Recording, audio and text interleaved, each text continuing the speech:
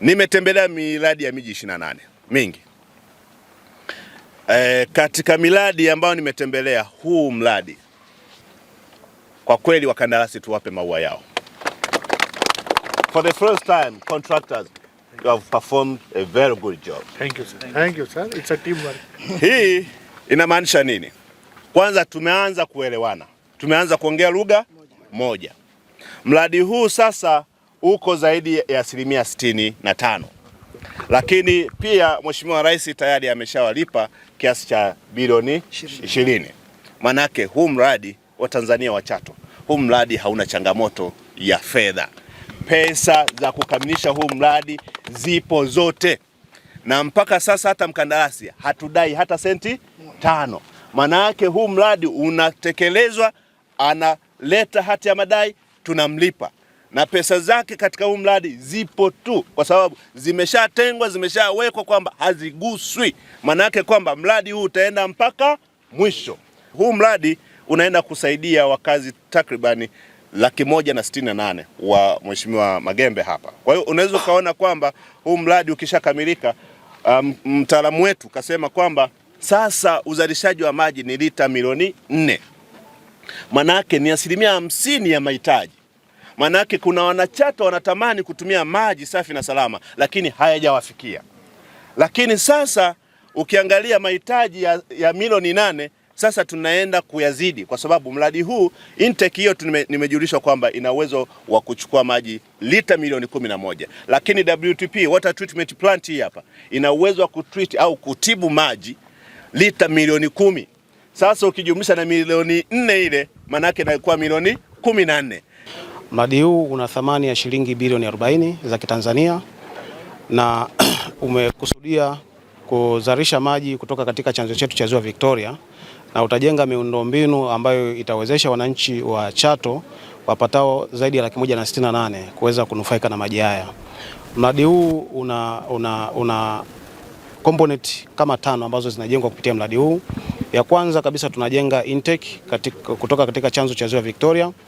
Intake ambayo itachota maji au itateka maji lita milioni 11 kwa siku. Maji hayo yakishatekwa kupitia intake yataingia katika mitambo ya kutibu maji ambayo ina uwezo wa kuchakata lita milioni 10 kwa siku. Kwa kweli nitumie nafasi hii kuwapongeza sana wakandarasi, kwa sababu wakandarasi kwa kazi ambao wameifanya katika eneo hili, ukianzia hapa maji yanapotoka kwenda kule kwenye tenki, wamefanya kazi nzuri kabisa, na mradi huu unaonekana utakuwa na manufaa makubwa.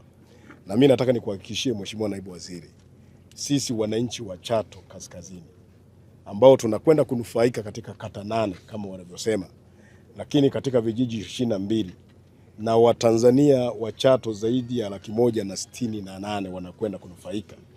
Kwa kweli mpaka sasa wanasubiri mradi huu kwa hamu sana.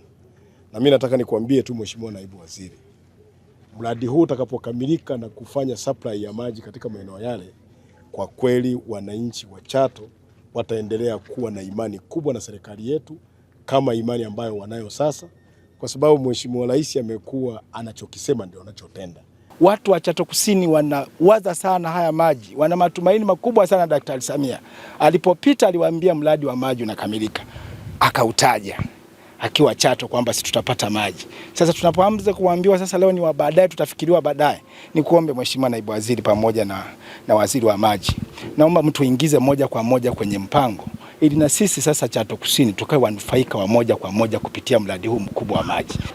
Maji tunapata kwa muda si mwafaka, muda mwingine maji yanakata tunapata kwa siku 2, siku 3 maji yanakosa. Tunaelekea kufuata maji ziwani, mara kwenye mavisima, maji yenyewe yanakuwa ni changamoto sana. Ila mradi utakapokamilika labda maji utapata kwa urahisi. Na tunapokwenda kwenye ziwa napata changamoto, kuna mamba, maji muda mwingine maji machafu, tunakunywa maji machafu. Tunapata madhara ya matumbo vile, kitu kama hicho. Mradi huu wa maji ukikamilika utakwenda kutatua kero za maji tulizonazo katika miji yetu iliyo ndani ya wilaya ya Chato, hasa makao makuu ya wilaya ya Chato ambapo kuna wakazi wengi na wahitaji wengi wa maji safi na salama. Mradi huu ulijengwa kutatua kero ya maji iliyopo ndani ya wilaya ya Chato baada ya kuwa na mradi ambao kwa sasa tunaweza tukasema umezidiwa, ni overloaded. ulitengenezwa kwa ajili ya kuhudumia watu kadhaa, na baadaye watu wameongezeka, wamekuwa watu wengi, mradi umejikuta unashindwa kukidhi mahitaji ya wananchi wa wilaya ya Chato.